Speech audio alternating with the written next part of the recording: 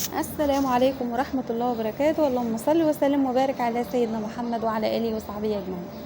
ازيكم حبايبي؟ يا رب تكونوا بخير. النهاردة معانا فيديو جميل جدا، لمة الحبايب ولمة الناس الحلوة اللي تتحب.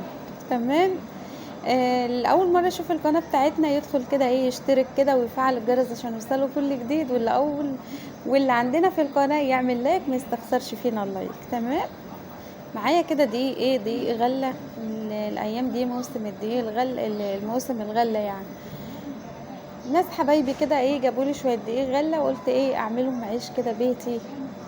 يعني بمناسبة الملوخية الخضراء والاكل الحلو اللي يتاكل بالعيش البيتي بتبقى جميل جدا في البيت. تمام.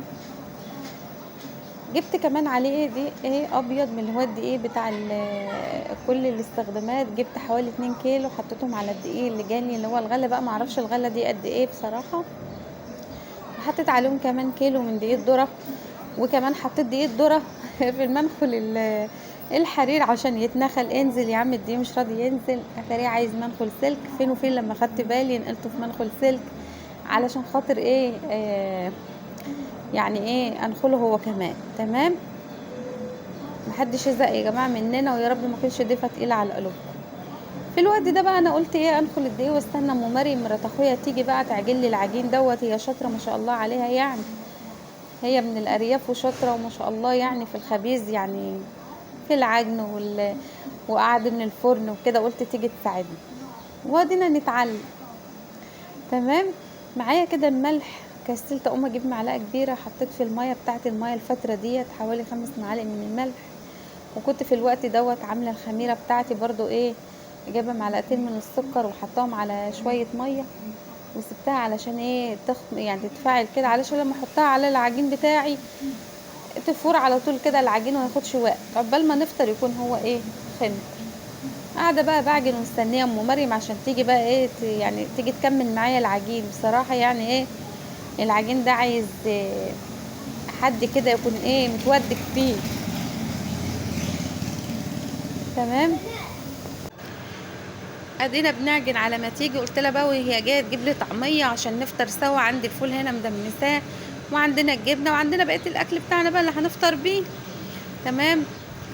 عقبال كده ما دخلت كده الميه في العجين، وابتدى بقى العجين يشد معايا. بصيت لقيت ام مريم جايه، قلت لها حبيبتي تعالي كملي. بنحط بقى شويه اضافات كده للعجين. معانا ام مريم اهيت، حطيت لها كوبايه من الزيت علشان يخلي العيش بتاعنا مندي كده، وفي لونه كده في الفرن يعني لما تيجي تحطيه في الفرن يبقى لونه حلو كده ومتحمر وحلو.